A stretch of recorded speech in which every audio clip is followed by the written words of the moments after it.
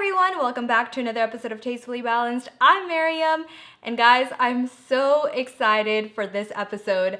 I am sharing a homemade from scratch Panang Curry recipe, and that includes making the Panang Curry paste from scratch.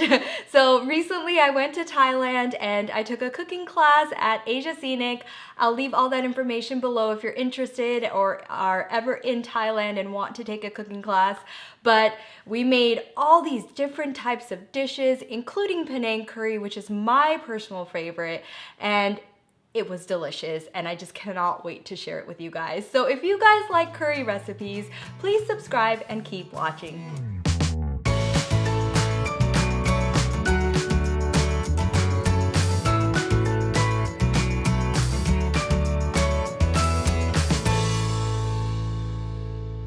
All right, welcome back. You guys have no idea how excited I was to be able to learn how to make Panang Curry paste from scratch in Thailand.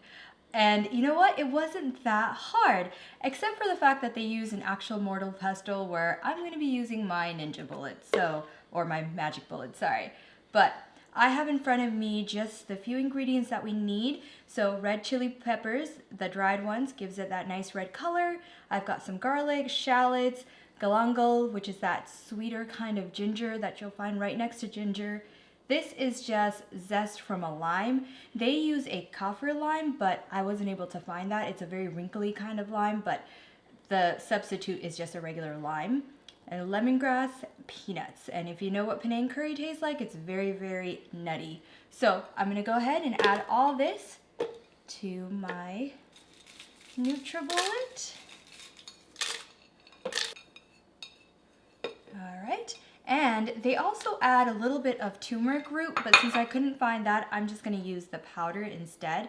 But very, very little because the powder is much, much stronger in color than the root. And then I'm going to add a tiny bit of water so I can blend it easy. Maybe like 1/4 cup.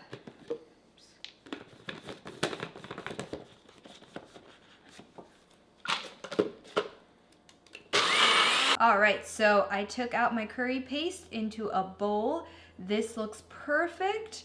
It's a little bit less red in color, and I just think that's just because of the dried chili peppers that I used versus the ones that they have in Thailand. So this is fine though, I think this is good.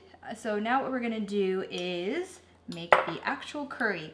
And so I'm gonna be making a tofu version. You can sub this out for chicken, shrimp, anything. It tastes delicious either way. So I've got a cup of light coconut milk. Oops. So, pan's a little hot. So we're gonna wait for this to simmer. All right, so the recipe that we made back in Thailand called for a bowl of coconut milk. I'm not sure what exactly that meant, and I don't really remember since it's been so long, but I'm gonna go ahead and add another cup in because 1 cup just seemed a little too less. So let's wait for this to come to a simmer before we add the rest of the ingredients. All right, so now that it's simmering slightly, I'm gonna go ahead and add in the curry paste. So I'm gonna start with adding just a couple tablespoons. You can always adjust it and add more or less, depending on how spicy you like it. All right, so now that it's been a couple of minutes, I'm gonna go ahead and add some fish sauce. One thing that I noticed when I was in Thailand and in the cooking class is that they don't use soy sauce, they use fish sauce to kind of add the saltiness to the dishes. So also I'm gonna add some lime skin. They used kaffir lime leaves, didn't have that, so I'm gonna add this instead. All right, so next I'm just gonna add a teaspoon of palm sugar. And I had to melt my palm sugar, which is why it's a little bit hot. All right, so next I'm gonna go ahead and add in my tofu. And now it's just a couple minutes to just let that tofu soak in all that Panang curry, and then you're done. All right, it's been about 5 minutes and I think our tofu is looking good. This is just a store-bought tofu, fried tofu that I bought just to keep it kind of easy to make, but you can actually buy real tofu and fry it yourself. And then also when you add the tofu, you can also add any type of vegetable that you want, like green bell peppers, red bell peppers, mushrooms, anything. This was just kind of a base for the curry paste and then how to actually just put the Panang curry together. So you can just do it up to how you like it. All right, so that looks good. I'm gonna go ahead and shut off the stove and serve me up some. So I've got brown rice. I'm gonna go ahead and add some tofu, the curry. I love actually adding green beans to mine as well, so that's also a terrific option. So let's go ahead and let this cool down a little bit before I take a bite. All right, I think this is nice and cool down, so I'm gonna go ahead and take a bite. Wow. That is probably one of the best Panang curries that I've ever made.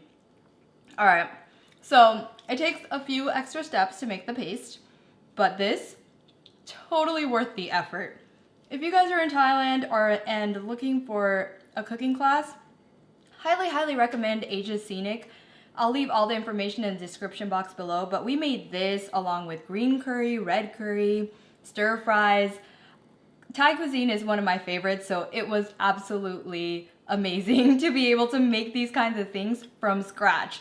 So obviously we don't have everything available to us, but this is pretty much exactly as I remember it over there. So if you guys like curry recipes, please comment, like, share, and subscribe. And as always, live life tastefully balanced. Panang curry recipe and the Panang, but highly recommend it. We made this with a ton of other dishes.